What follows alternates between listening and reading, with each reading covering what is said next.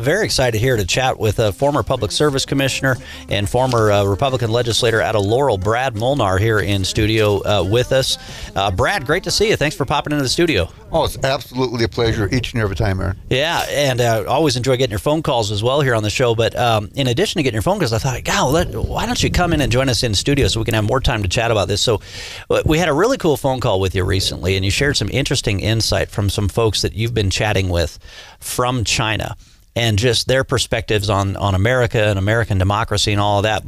But to give a little intro for some of our listeners who aren't aware, so many folks know Brad Molnar through his time on the PSC and in the legislature. But recently you got married. By the way, congratulations! Yeah. I've got a chance to meet your lovely wife, and she's actually Chinese from China. She was a Christian missionary there. Right. She's been a missionary there for over 10 years. Yeah, over 10 years. And so as a result, you did a recent trip to China, and you've really gotten to get some interesting insight into China and the Chinese as a result of that connection. So I guess what stood out from your latest trip to China? Well, it really depends on whether you're talking about the people that live in the mountains, which are basically one step this side of Stone Age. Their view of the world is very different than the people that live in the major urban centers.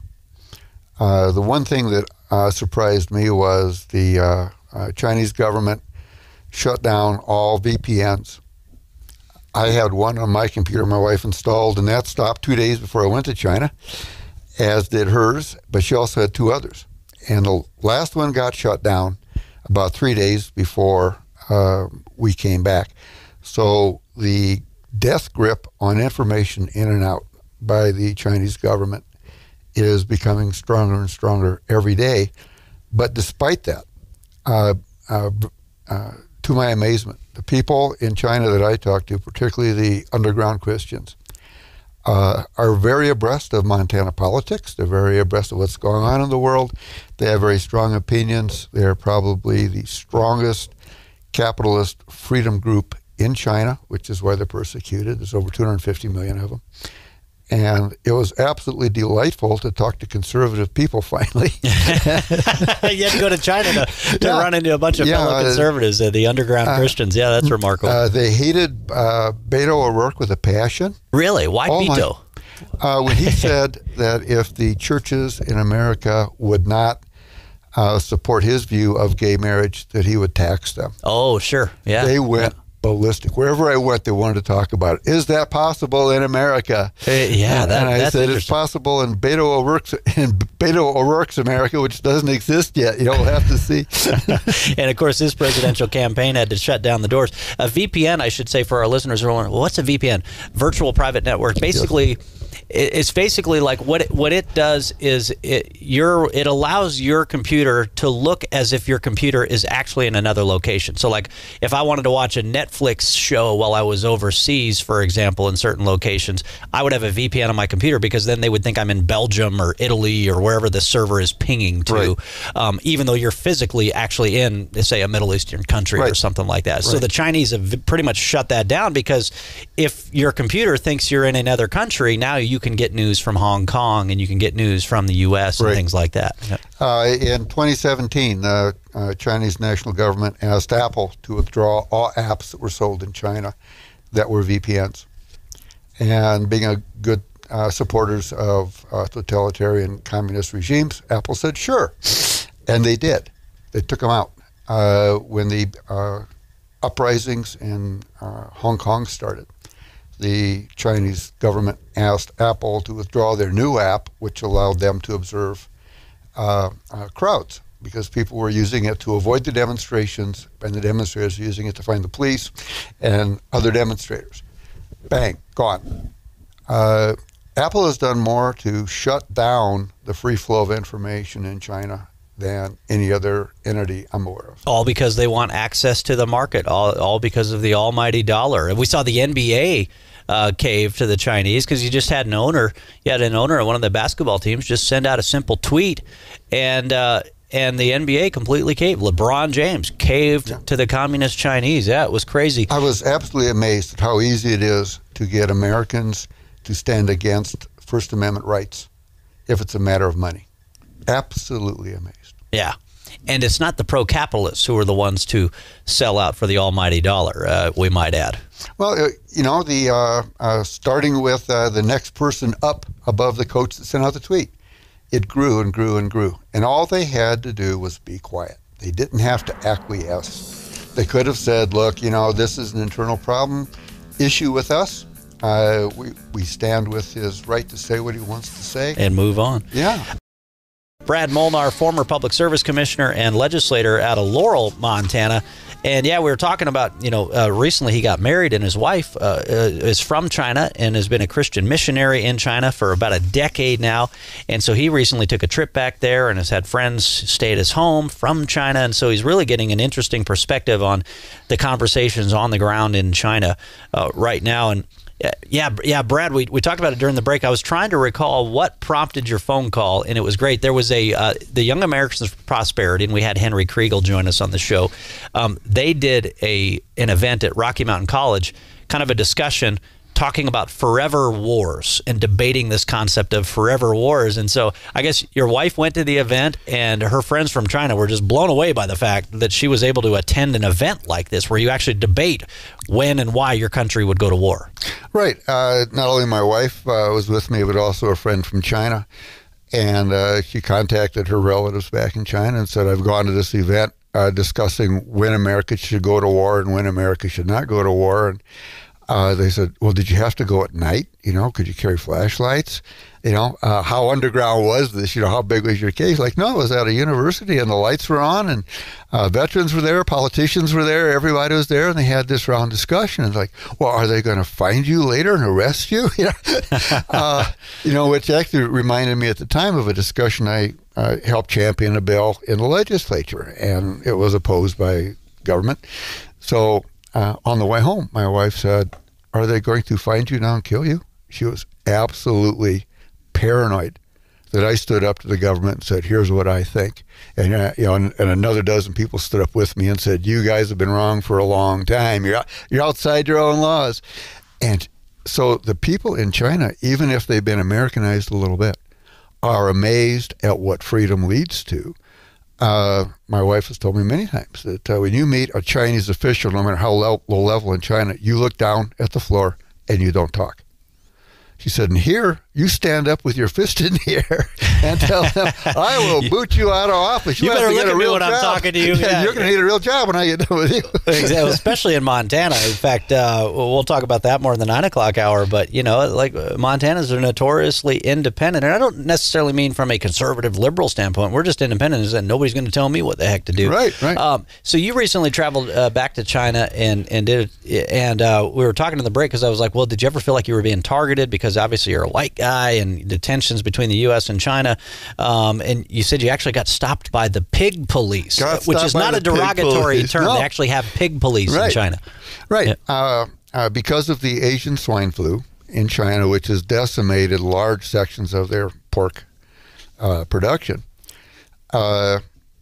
people now are trying to smuggle in little pigs before the ban is lifted in an area. So if they have a leg up for when the ban is lifted, they've got pork.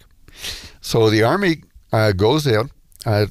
Where I was, it's high in the mountains. Everybody gets 2 pigs. And they shot the pigs. We're killing all the pigs. We're going to break the chain of the flu. And then they left. Well, they told the peasants, and when we're talking peasant, we're talking a level of lifestyle that is almost incomprehensible. Nobody on welfare in America lives anywhere near this level of poverty. And they tell them, bury the pigs. And they come back, they check, the pigs are buried. Well, then when the Army leaves, they dig the pigs back up, and they butcher them, and they take the meat into town to sell. Well, that's very illegal because it might be contaminated with swine flu. So they had police roadblocks going up the mountains. And so our driver, we were camouflaged. We had a little Buddha hanging from our mirror and a little gong that on the dash so they'd think we were Buddhists. And this is my second roadblock, and there's 3 cops there. And the one was checking the papers of the driver, and the other one walked up and asked me to roll down my window. Well, here I am, a white guy. Well, being a Christian missionary there is a federal crime. And white guy, You look in the back, we've got, food, we've got clothes, we've got all this stuff to give to the peasants. I've got my corn grinders, my corn shellers that I'm giving to them. Obviously, he's called a missionary. And his eyes got the size of teacups. So he was no longer slanty-eyed, man. He was more round-eyed than I was. And then his eyes softened. Where am I going? I'm going to help the children of what's possibly his village. He could be Xi instead of Chinese. He may have to bow to the Chinese leadership, but at the end of the day, he still cares about it. He likely came from that same area, you know. Yeah. So he steps back and he waves us through. And the other guy's still checking the papers. Third cop walks up, looks at me, his eyes get big. And he's got his cell phone out right now. Bam, bam, bam, bam. He said, Laway, Laway, Laway. White foreigner, white foreigner, white foreigner. What do you want me to do? And the second guy is still waving us through. Get out of here. Get out of here. Driver jumps back in, hits the gas, and bang, we disappear in a myriad of mountain trails up there. We were gone. I always love the terminology for white guys, no matter where you travel in the world. Mexico, it's gringos, or heck, even in Arizona, it's gringo.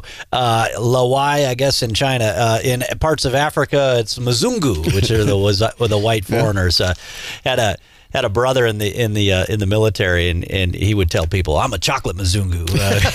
He was a black American, not a white foreigner. So I thought that was pretty comical. Other time, this was pretty good. It was with a prayer group. It was a underground Christian prayer group.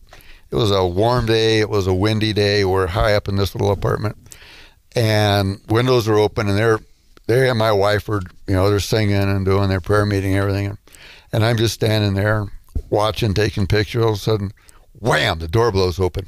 Should have seen the look on their. They thought the cops had kicked the door in. Well, and for a time, it looked like the Chinese government was going to be more tolerant of Christians, but then recently we've seen they're bulldozing churches to the ground and things like that. And then we see what's going on in Hong Kong. It looked like a big victory for the pro-democracy protesters in Hong Kong. And you and I were chatting during the break. Look, the Chinese, if they wanted to, they could shut this thing down tomorrow. They could roll in with the army, shut it down. What is holding them back from doing just that? Well, there's a couple of things holding them back. And one is Trump said, this was about 2 months ago, he said, if you have a Tiananmen Square type event in Hong Kong, these trade talks are over. They're over. I'll never get it through the Senate. I can't get the Mexican deal through the House. You start killing people wholesale. And so that's one thing. The other is world opinion. When I get in the morning, I check the British press. I check the German press. I found stories on the Brazilian press. And they all have said the same thing. You had better not, just live with one China, two systems. Just knock it off. And frankly, China right now is rapidly advancing and expanding military operations, posture all over the world, frankly. So do they really need this brush fire to turn into an all-out wildfire in their own backyard as they're trying to expand and advance all over the world? If they were just quiet, and they are quiet, across mainstream press in China, they have no idea that the elections in Hong Kong turned out the way they did. There was no run-up. You could check the People's Daily wherever you wanted to look. It wasn't there. They announced electronically that the elections had started. They announced the polls were closed, and that's as far as they've gone.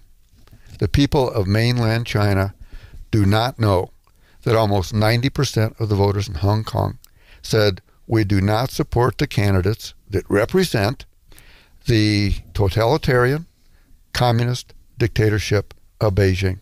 We want better than that for us and our children. Yeah. What else stood out to you just these kind of one-on-one conversations that you have with your friends in China or your wife's friends in China, whether it's what they are saying about America or what they are saying about China? The vast majority of Chinese have no access to unfettered news. When I was there 3-4 years ago, there was like 312 TV stations on the government network. I could watch Hawaii Five-0. I could watch Downington Abbey. There were a couple of dozen American shows and British shows. Channel 9 was English language, international news. Those are all gone. There is no window to the American society now. The only American news is called Chinese global television network. Pure, with one exception, one show, it is pure propaganda. Pure propaganda. Well, unfortunately, that's what's becoming of our social media to a large extent here in America, where the Googles and the Twitters and the Facebooks of the world are trying to control and dictate what Americans see. Now, I think we got to be leery of fake news just as much as the next person, but we can distinguish between the fake news. But when they start saying we're not going to allow you to see this or allow you to question this or to question that, that's a very scary time in America. It is, and one of the things that amazes me is every morning I check Hong Kong protest and Hong Kong elections, see what's going on. MSNBC and CNN are the two major American voices during the Hong Kong revolts. And frankly, they do a good job. They interview the police, they interview the protesters, they interview the man on the street. But the three major networks, Fox, are not to be found.